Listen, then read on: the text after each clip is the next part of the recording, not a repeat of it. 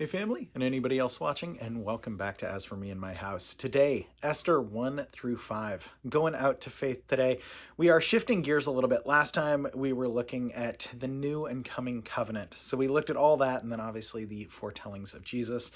Today we're going to be looking at a new queen. So we'll see the old queen, Vashti, losing her position, and then Esther coming up. Beyond that, we will also see a plot for destruction of the Jews, and then Esther's request. And we'll talk about that request because I think it's easy to overlook. It's the pinnacle of the story of Esther, but I think we lose a little bit in translation. So I think it's definitely worth taking a look at. But again, we're going to be going through chapters 1 through 5 today. So, chapter 1. This is what happened during the time of Xerxes. The Xerxes, who ruled over 127 provinces, stretching from India to Cush. At that time, King Xerxes reigned from his royal throne in the citadel of Susa, and in the 3rd year of his reign, he gave a request for all his nobles and officials. The military leaders of Persia and Media, the princes, and the nobles of the provinces were present. For a full 180 days, he displayed the vast wealth of his kingdom and the splendor and glory of his majesty. When these days were over, the king gave a banquet lasting 7 days in the enclosed garden of the king's palace for all the people from the least to the greatest who were in the citadel of Susa. The garden had hangings of white and blue linen, fastened with cords of white linen and purple material to silver rings on marble pillars. There were couches of gold and silver on a mosaic pavement of porphyry, marble, mother of pearl, and other costly stones. Wine was served in goblets of gold, each one different from the other, and the royal wine was abundant in keeping with the king's liberality. By the king's command, each guest was allowed to drink in his own way, for the king instructed all the wine stewards to serve each man what he wished. Queen Vashti also gave a banquet for the women in the royal palace of King Xerxes. On the 7th day, when King Xerxes was in high spirits from wine, he commanded the 7 eunuchs who served him, Mehuman, Biztha, Harbona, Bigtha, Abagtha, Zethar, and Carcass, to bring in before him Queen Vashti, wearing her royal crown in order to display her beauty to the people and nobles, for she was lovely to look at. But when the attendants delivered the king's command, Queen Vashti refused to come. Then the king became furious and burned with anger. Since it was customary for the king to consult experts in matters of law and justice, he spoke with the wise men who understood the times and were closest to the king: Karshena, Shethar, Admatha, Tarshish, Merez, Meresana, and Mekumen, the 7 nobles of Persia and Media who had special access to the king and were highest to the kingdom. According to law, what must be done to Queen Vashti, he asked. She has not obeyed the command of King Xerxes, and the eunuchs have taken to her. Then Mekumen replied in the presence of the king and nobles, Queen Vashti has done wrong, not only against the king, but also against all the nobles and peoples of the provinces of King Xerxes, for the queen's conduct will become known to all the women, and they will despise their husbands and say, King Xerxes commanded Queen Vashti to be brought before him, but she would not come. This very day, the Persian and Median women of the nobility who have heard about the queen's conduct will respond to all the king's nobles in the same way. There will be no end of disrespect and discord. Therefore, if it pleases the king, let him issue a royal decree, and let it be written in the laws of Persia and Media, which cannot be repealed, that Vashti is never again to enter the presence of King Xerxes. Also, let the king give her royal position to someone else who is better than she. Then, when the king's edict is proclaimed throughout all the vast realm, all the women will respect their husbands from the least to the greatest. The king and the nobles were pleased with this advice, so the king did as Mekumen proposed. He sent dispatches to all of the kingdom, to each province in its own script, and to each people in its own language, proclaiming in each people's tongue that every man should be ruler over his own household. Chapter 2. Later, when the anger of King Xerxes had subsided, he remembered Vashti and what she had done, and what he had decreed about her. Then the king's personal attendants proposed, let a search be made for beautiful young virgins for the king. Let the king appoint commissioners in every province of his realm to bring all these beautiful girls into the harem at the citadel of Susa. Then let them be placed under the care of Haggai, the king's eunuch, who is in charge of the women, and let beauty treatments be given to them. Then let the girl who pleases the king be queen instead of Vashti. This advice appealed to the king, and he followed it. Now there was in the citadel of Susa a Jew from the tribe of Benjamin, named Mordecai, son of Jair, the son of Shimei, the son of Kish, who had been carried into exile from Jerusalem by Nebuchadnezzar, king of Babylon, among those taken captive with Jehoiachin, king of Judah. Mordecai had a cousin named Hadassah. whom he had brought up because she had neither father nor mother. This girl, who was also known as Esther, was lovely in form and features, and Mordecai had taken her as his own daughter when her father and mother had died. When the king's order and edict had been proclaimed, many girls were brought into the citadel of Susa and put under the care of Haggai. Esther was also taken to the king's palace and entrusted to Haggai, who had charge of the harem. The girl pleased him and won his favor. Immediately, he provided her with beauty treatments and special food. He assigned her to 7 maids and selected from the king's palace and moved her and her maids into the best place in the harem. Esther had not revealed her nationality and family background because Mordecai had forbidden her to do so. Every day he walked back and forth near the courtyard of the harem to find out how Esther was and what was happening to her. Before a girl's turn came to go into King Xerxes, she had to complete 12 months of beauty treatments prescribed for the women, 6 months for oil, 6 months with oil of myrrh, and 6 with perfumes and cosmetics. And this is how she would go to the king. Anything she wanted was given her to take with her from the harem to the king's palace. In the evening, she would go there, and in the morning, she would return to another part of the harem to take care of Shagaz, the king's eunuch, who was in charge of the concubines. She would not return to the king unless he was pleased with her and summoned her by name. When the turn came for Esther, the girl Mordecai had adopted, the daughter of his uncle Abihail, to go to the king, she asked for nothing other than what Haggai, the king's eunuch who was in charge of the harem, suggested.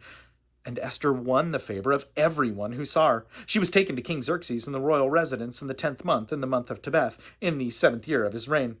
Now, the king was attracted to Esther more than any of the other women, and she won the favor and approval more than any of the other virgins. So he set a royal crown on her head and made her queen instead of Vashti, and the king gave a great banquet. Esther's banquet for all the nobles and officials. He proclaimed a holiday throughout the provinces and distributed gifts with royal liberality. When the virgins were assembled a second time, Mordecai was sitting at the king's gate, but Esther had kept her family background and nationality a secret, just as Mordecai had told her to do, for she continued to follow Mordecai's instructions, as she had done when he was bringing her up. During the time Mordecai was sitting at the king's gate, Bigthana and Teresh, 2 of the king's officers who guarded the doorway, became angry and conspired to assassinate King Xerxes. But Mordecai found out about the plot and told Queen Esther, who in turn reported it to the king, giving credit to Mordecai. And when the report was investigated and found to be true, the 2 officials were hanged on a gallows. All this was recorded in a book of the annals of the presence of the king. Chapter 3. After these events, King Xerxes honored Haman, son of Hammedatha the Agagite, elevating him and giving him a seat of honor higher than that of all the other nobles.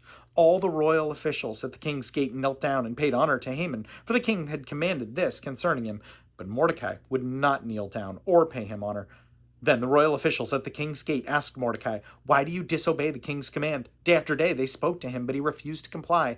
Therefore they told Haman about it, to see whether Mordecai's behavior would be tolerated, for he had told them he was a Jew. When Haman saw that Mordecai would not kneel down or pay him honor, he was enraged. Yet, having learned who Mordecai's people were, he scorned the idea of killing only Mordecai. Instead, Haman looked for a way to destroy all Mordecai's people, the Jews, throughout the whole kingdom of Xerxes. In the 12th year of King Xerxes, in the 4th month, in the month of Nisan, they cast the pur, that is, the lot, in the presence of Haman, to select a day in a month, and the lot fell on the 12th month, the month of Adar. Then Haman said to King Xerxes, "There is a certain people, dispersed and scattered among the peoples in all the provinces of your kingdom, whose customs are different from those of all the other people, and who do not obey the king's laws. It is not in the king's best interest to tolerate them. If it pleases the king, let a decree be issued to destroy them, and I will put 10,000 talents of silver into the royal treasury for the men who carry out this business." So the king took his signet ring from his finger and gave it to Haman, son of Hammedatha, the Agagite, the enemy of the Jews. "Keep the money," the king said to Haman, "and do with the people as you please." Then, on the 13th day of the 1st month, the royal secretaries were summoned, and they wrote out in the script of the province and in the language of each people all Haman's orders to the king's satraps, the governors of all the provinces, and all the nobles of various peoples. There were written in the name of King Xerxes himself, and sealed with his own ring. Dispatches were sent by couriers to all the king's provinces with the order to destroy, kill, and annihilate all the Jews, young and old, women and little children, on a single day, the 13th day of the 12th month, the month of Adar, and to plunder their goods. A copy of the text of the edict was to be issued as law in every province and made known to the peoples of every nationality, so they would be ready for that day. Spurred on by the king's command, the couriers went out, and the edict was issued in the citadel of Susa. The king and Haman sat down to drink, but the city of Susa was bewildered. Chapter 4. When Mordecai learned of all that had been done, he tore his clothes, put on sackcloth and ashes, and went out into the city, wailing and loudly and bitterly. But he went only as far as the king's gate, because no one clothed in sackcloth was allowed to enter it. In every province to which the edict and order of the king came, there was great mourning among the Jews, with fasting and weeping and wailing. Many lay in sackcloth and ashes. When Esther's maids and eunuchs came and told her about Mordecai, she was in great distress. She sent clothes for him to put on instead of sackcloth, but he would not accept them. Then Esther summoned Hakath, Hatath, I don't even know how to say that, Hathach, one of the king's eunuchs assigned to attend her, and ordered him to find out what was troubling Mordecai.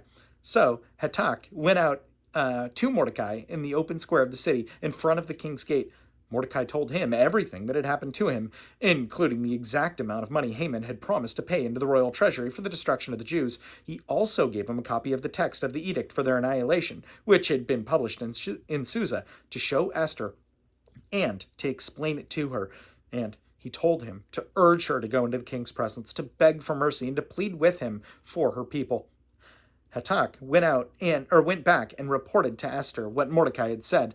Then she instructed him to say to Mordecai, "All the king's officials and all the people of royal provinces know that any man or woman who approaches the king in the inner court without being summoned, the king has but one law, that he be put to death. The only exception for this is for the king to extend the gold scepter to him and spare his life. But 30 days have passed since I was called to go into the king." When Esther's words were reported to Mordecai, he sent back this answer: "Do not think that because you are in the king's house, you alone of all Jews will escape. For if you remain silent at this time, relief and deliverance for the Jews will arise from another place, but you and your father's family will perish.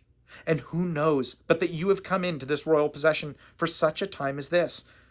Then Esther sent this reply to Mordecai: "Go, gather together all the Jews who are in Susa, and fast for me. Do not eat or drink for 3 days, day or night. I and my maids will fast as you do. When this is done, I will go to the king, even though it is against the law, and if I perish, I perish." So Mordecai went away and carried out all of Esther's instructions. Chapter 5. On the third day, Esther put on her royal robes and stood in the inner court of the palace in front of the king's hall. The king was sitting on his royal throne in the hall facing the entrance. When he saw Queen Esther standing in the court, he was pleased with her and held out to her the gold scepter that was in his hand. So Esther approached and touched the tip of the scepter. Then the king asked, "What is it, Queen Esther? What is your request? Even up to half the kingdom, it will be given you." "If it pleases the king," replied Esther, "let the king, together with Haman, come today to a banquet I have prepared for him." "Bring Haman at once," the king said, "so that we may do what Esther asks." So the king and Haman went to the banquet Esther had prepared. As they were drinking wine, the king again asked Esther, "Now what is your petition? It will be given you. And what is your request? Even up to half the kingdom, it will be granted." Esther replied, "My petition and my request is this: if the king regards me with favor, and if it pleases the king to grant my petition and to fill my request, let the king and Haman come tomorrow to the banquet I will prepare for him. Then I will answer the king's question." Haman went on that day out happy and in high spirits, but when he saw Mordecai at the king's gate, he observed that he neither rose nor showed fear in his presence. He was filled with rage against Mordecai. Nevertheless, Haman restrained himself and went home. Calling together his friends Zeresh and his wife, Haman boasted to them about his vast wealth, his many sons, and all the ways the king had honored him, and how he had elevated him above the other nobles and officials. "And that's not all," Haman added. "I'm the only person Queen Esther invited to accompany the king to the banquet she gave, and she has invited me, along with the king, tomorrow. But all this gives me no satisfaction, as long as I see that Jew Mordecai sitting at the king's gate." His wife Zeresh and all his friends said to him, "Have a gallows built, 75 feet high, and ask the king in the morning to have Mordecai hanged on it. Then go with the king to the dinner and be happy." This suggestion delighted Haman, and he had the gallows built. I think it's so interesting, again, when we see this, there is so much going on in here. We've only got through halfway. I think there are, 10 chapters in Esther? Yeah, because we're finishing off tomorrow. But already there is so much that has happened in this. And I think when I was growing up and heard the story of Esther, I think there was a lot that I missed with this. Number one, I missed the corruption and some of the craziness of King Xerxes with just casting out his old wife, the queen, and saying she can never come before his presence again, and this idea of getting so many other virgins and having them brought before him. And the fact that these virgins were, I have no idea how old, but not only that, they're supposed to go for a year before they can even appear before him, of beauty treatments, like 6 months of cosmetics and perfumes and 6 months of something else. That is just absolutely crazy to me. But something that I missed out on as a kid is I was always thinking, hey, they're a married couple. Like, of course he's going to extend the scepter. That would be like, I don't know, like my wife walking into the room, but she can only come into the room if I take off my hat. Well, of course I'm going to take off my hat. That's ridiculous. But we see in here, what is that? Chapter 4, verse 11. This is Esther speaking essentially to Mordecai. All the king's officials and people of the royal provinces know that for any man or woman who approaches the king in the inner court without being summoned, the king has but one law, that he is to be put to death. The only exception to this is for the king to extend his gold scepter to him and spare his life. Okay, again, that seems extreme, but it doesn't matter. Of course he's going to extend the scepter. She's his wife. But she says, but 30 days have passed since I was called to go to the king. 30 days. And I mean, this is what I missed out at as a kid, that this is extremely terrifying for her. Right? I mean, we know what happened to the last queen, where she was extremely bold and she didn't want to, she didn't want to come out and be paraded around before the king's friends, and rightly so. But he is not stable, right? I mean, that's what it seems like. What we can kind of begin to infer is that he is not 100% stable in here. So he has not seen this woman that he thought was absolutely beautiful, who knows what he's been doing in the past 30 days, but he hasn't called for in 30 days. That's crazy. So it's no wonder she was terrified in this. But looking at that, we see that God's plan was going to be done regardless. Mordecai says that God's people will be delivered if you don't do this, but you will likely be condemned. And who knows, maybe you've been put in this position for such a time as this, to deliver God's people due to God's plan. But I think that's that question, right? Is what's more important in this story? What's the most important? Was it her obedience or her safety? And I think that's not a hard question, right? We look at that and we say, well, absolutely her obedience, right? Number one, she was safe, but she didn't know she was safe. I mean, it looks like the fact that Xerxes turns around and says, what would you like, Esther? Up to half the kingdom it will be given to you.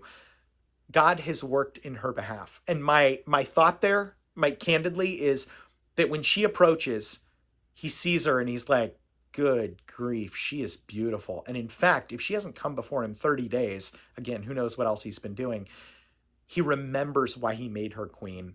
And he's like, she is beautiful in composure. She is beautiful to look at. And God gave her favor to the king. And therefore, we knew that she was safe. Or God knew that she was safe, even though she didn't know that. So what was more important, though? Her perception of safety or her obedience? Definitely her obedience. Because even if she didn't go before him, God could still make a way. But God wanted to work through her. So that's my reminder to you, Faith, is that it's only going to get more difficult through this country. And based on what's happening right now, it's only going to get more difficult for people of faith. And just because we have it easy doesn't mean that it will always be easy.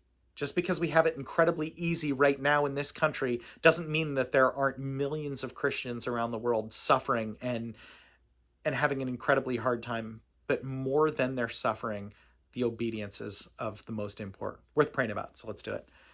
My God, I thank you for Faith, and I pray for her, Lord, that you help her recognize that it is above all else the obedience that is important. God, may all of us be obedient to you, and we thank you for your Son, who is supremely obedient. And it's in his name we pray. Amen. Well, Faith, I love you tons. I appreciate you so, so much. And so thankful for your obedience. And for anyone else watching, know I appreciate you as well. And I will plan on seeing you tomorrow. Have a good one.